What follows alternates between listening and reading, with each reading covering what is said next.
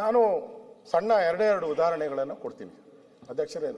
ತಾವು ಸ್ವತಃ ಪರಮೇಶ್ವರ್ ಅವರು, ಪ್ರಧಾನಿ ಜವಾಹರ್ಲಾಲ್ ನೆಹರು ಅವರು ರೆಕಾರ್ಡಲ್ಲಿ ಬಂದಿರೋದು ಹೇಳ್ತಾ ಇದ್ದೀನಿ.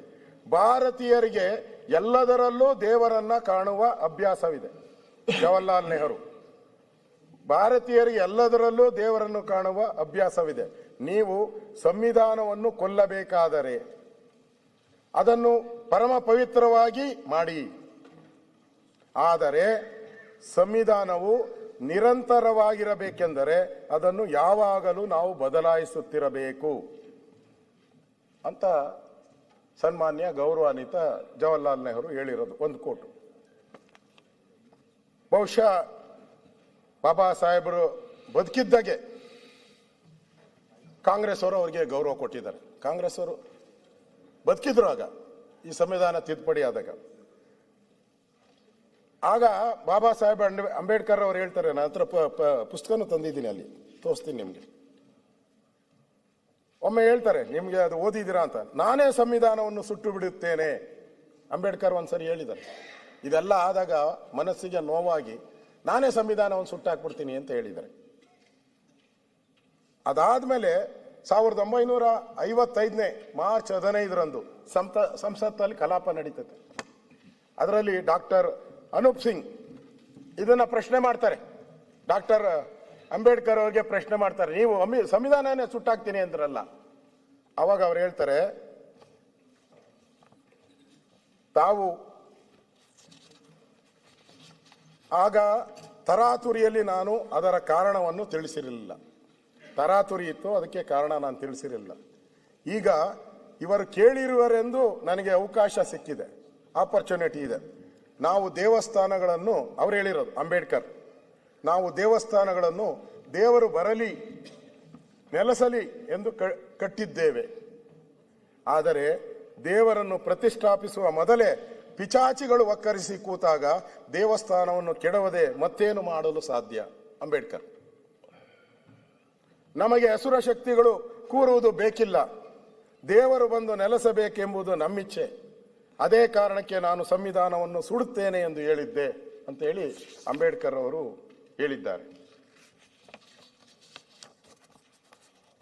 ಸನ್ಮಾನ್ಯ ಅಧ್ಯಕ್ಷರೇ, ಇದು ಸಂವಿಧಾನದಲ್ಲಿ ಅಂಬೇಡ್ಕರ್ ಅವರು ಸಂವಿಧಾನದ ಬಗ್ಗೆ ಹೇಳಿರುವಂತ ಮಾತು. ಇನ್ನು ಮಹಾತ್ಮ ಗಾಂಧೀಜಿಯವರು ಹೆಸರನ್ನ ತೆಗೆದಾಕಿದ್ದೀರಿ ಅಂತ ಈಗ ಪುಸ್ತಕದಲ್ಲಿ ತೋರಿಸಿದ್ದೀರಾ. ಅದೇ 12 ಪೇಜ್ ಬರೆದಿದ್ರು. ಮಹಾತ್ಮ ಗಾಂಧೀಜಿ ವಿಚಾರವಾಗಿ ಸಂಬಂಧಪಟ್ಟ 12 ಪೇಜ್ ಬರೆದಿದ್ರ. ಗಾಂಧಿ ಹೆಸರು ತೆಗೆದಿದ್ದೀರಾ, ರಾಮ್ ಹೆಸರನ್ನ ಸೇರಿಸಿದ್ದೀರಾ. ಆಕ್ಚುಲಿ ಗಾಂಧೀಜಿಯವರ ಪೂರ್ತಿ ಹೆಸರು ಮಹಾತ್ಮ ಗಾಂಧೀಜಿಯವರು ಮೋಹನದಾಸ ಕರಮಚಂದ್ರ ಗಾಂಧಿ ಅವ್ರ ಪೂರ್ತಿ ಹೆಸರು.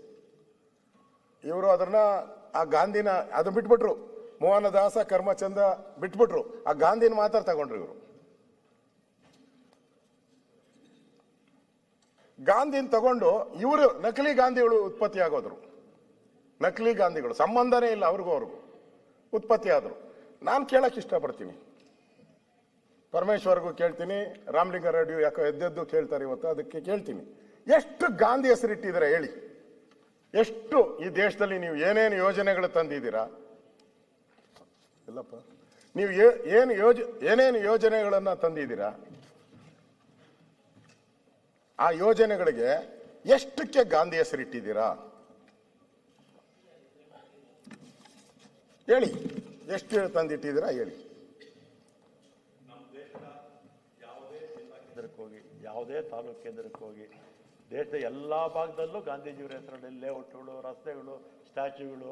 ಬರೀ ನಮ್ಮ ದೇಶ ಅಲ್ಲ, ಪ್ರಪಂಚದ 100 ದೇಶಗಳಲ್ಲಿ ಮಹಾತ್ಮ ಗಾಂಧೀಜಿ. ಹೇಳ್ತೀನಿ ಈಗ, ಅದನ್ನೇ ನೀವು ಕೇಳಲಿ ಅಂತಾನೆ ಎದ್ದಿದ್ದು ಒಳ್ಳೇದಾಯ್ತು.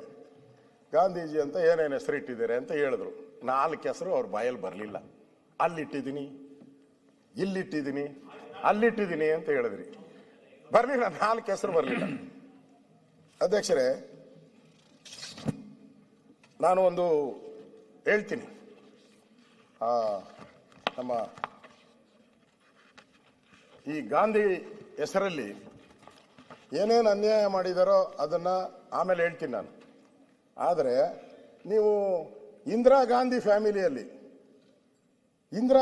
ಫ್ಯಾಮಿಲಿಯಲ್ಲಿ ನೀವು ಇಟ್ಟಿರೋ ಹೆಸರುಗಳು